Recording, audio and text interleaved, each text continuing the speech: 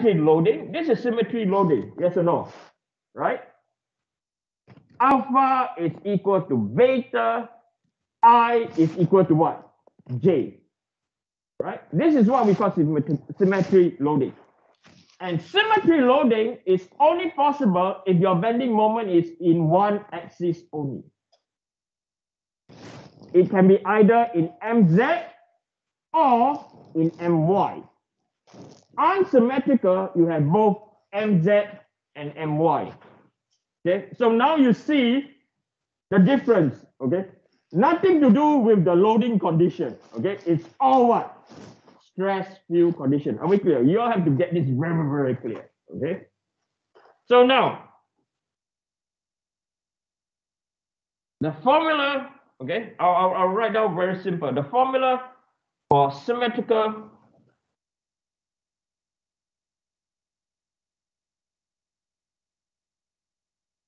bending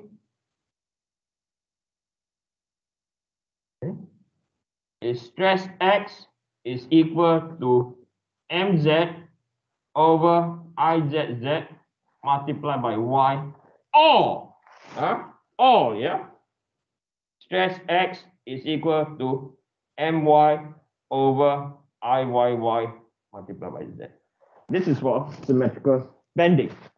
So for symmetrical bending, moment only in one axis. Okay, only.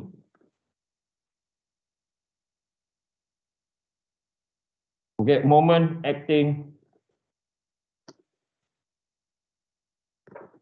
in one axis only. For unsymmetrical bending,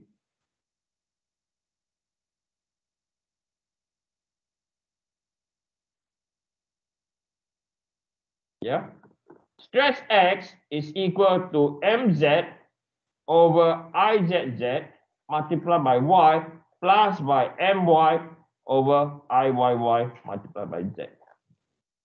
So moment is acting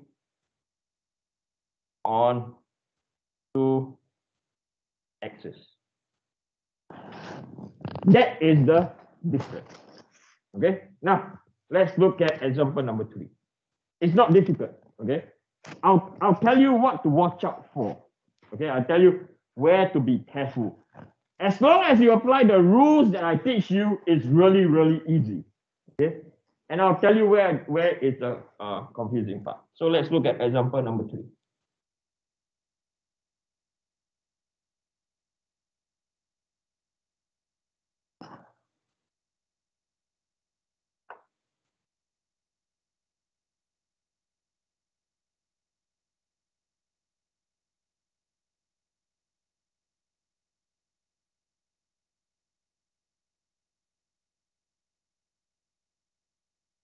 Okay,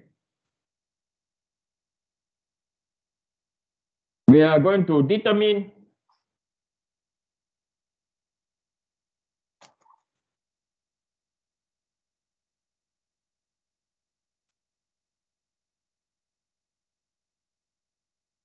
stresses at point A, B, and point D. Okay, repeat again. We're going to find stresses at point A, B, and D.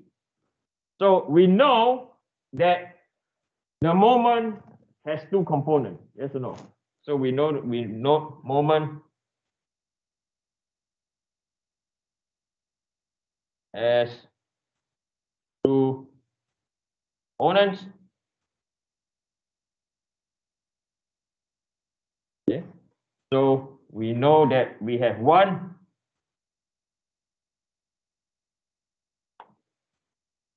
which is our MZ, our moment vector. And then we have another one, MY. And we are aware that this angle over here is 20 degrees. Okay, so immediately we can calculate our my is equal to 10 times 10 to the power 3 sine of 20. Okay. So 10 power 3 times by sine 20 is equal to 3.42 times 10 to the power 3 pound inch. Mz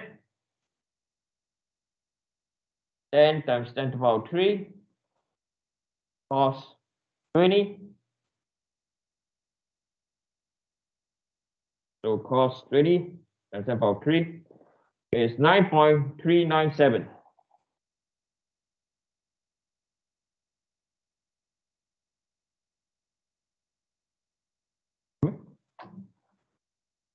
So we know the formula that we're going to apply is stress X is equal to my over Iyy multiplied by Z plus by mz over Izz multiplied by y. As I said, do not worry about the plus minus sign. Okay, we will sort it out later. Okay, now, where are we now? Right, where are we now? We know our my, we know our mz.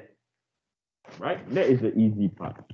Next, we have to find what is our Iyy and what is our Izz. Okay, so we are going to find our Iyy first. Okay, so we're going to determine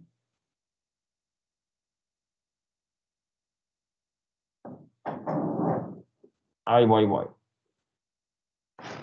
Okay.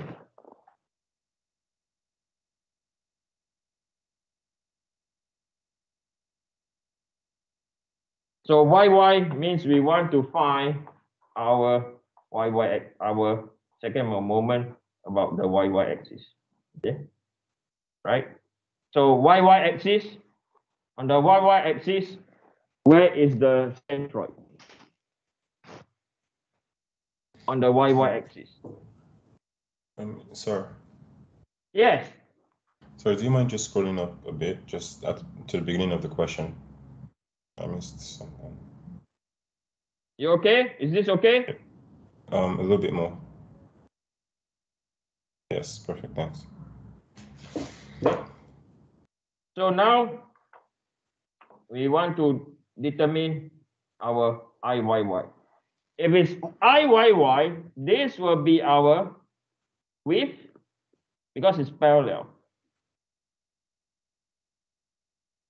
And then this will be our depth.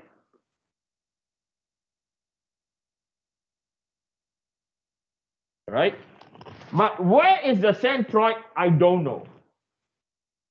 Okay? Where is the centroid? I don't know. Because the left-hand side, okay, the left-hand side, left and the right, are not the same, is it? Right? The left and the right are not the same. So we don't know where. If the left and the right are the same, you know exactly where, based on observation. Okay, so now the left and the right, we don't know where they are. Okay, I'm going to zoom in. Okay, I have to write better. Now, have you finished copying yet? Yes, thanks. So, because the left and right,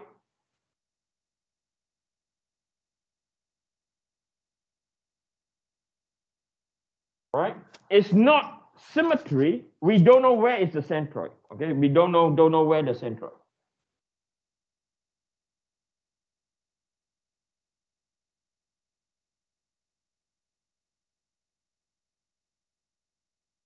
This is where we have to find the centroid. Okay, what I realized in the term test, a lot of you did not do the observation part. You just go, you just apply, you just, regardless of observation, you just immediately find the centroid. Sometimes you don't need to find the centroid. Sometimes it's as easy as just looking at the what? Geometry. Okay, a lot of times students did not do that. So I want to help you save time. Okay, for this case, you have to find the centroid because you cannot determine where it is. Okay, so then I'm going to divide this into 1 and 2. Okay, so section 1 and 2. Then we have our width and depth. Okay, because we want to determine IZZ, right? So this is our width and this is our depth. Okay, so the width is equal to 3 plus 3, 6 is 8. The depth is 2, so this is 16. For section 2, the width is 2, the depth is 4. Then the next one we're going to find is the individual centroid Z bar, and this is where our datum is. So this 2 divided by 2 is equal to 1. This is 2 plus by 4 divided by 2, this is equal to 4. Then we determine our WDZ bar. So this is 16 and this is equal to 32. You add both of them together, 16 plus 8 is equal to 24. This is equal to 48. So your big Z bar is equal to 48 divided by 24. So this is equal to 2 inch. So it happened to be coincidence. Okay, it happened to be coincidence that this is our what? Centroid.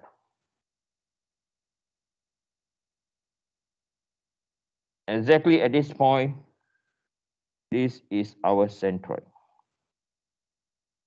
Okay? Now, when we know that is our centroid, right?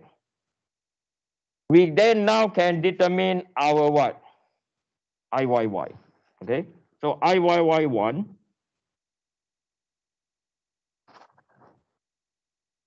so is equal to width,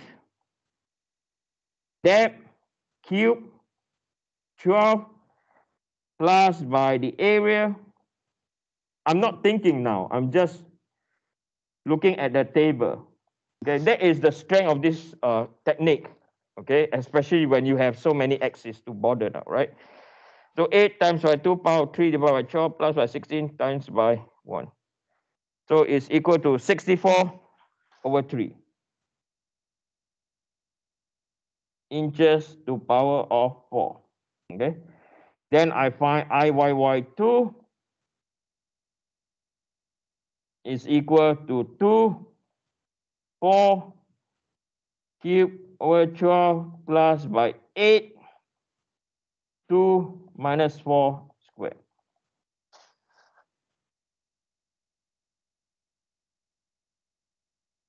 So it's 128 over 3. So from here, we can find IYY is equal to 64 over 3 plus by 128 over 3. Okay, so 64 over 3 is equal to 64 inches to power of 4.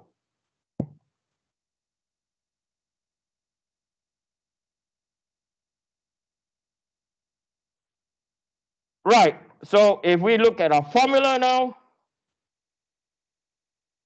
so now we know our what? We are aware about our IYY. Okay, IYY we know. Okay. Then next, we are going to determine our IZZ.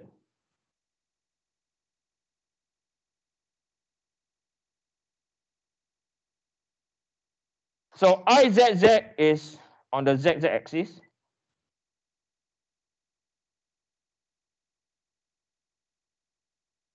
Right? So the green line, I'm going to draw is our ZZ axis, IZZ axis.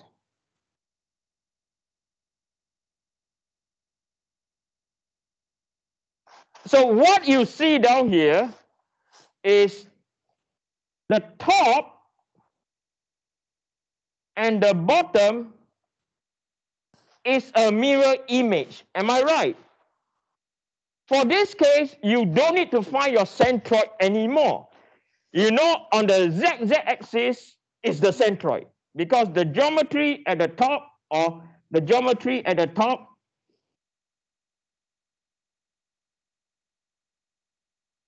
okay.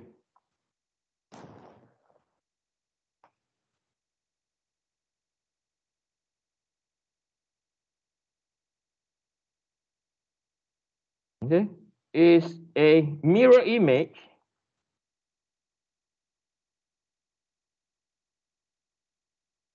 to the geometry of the bottom.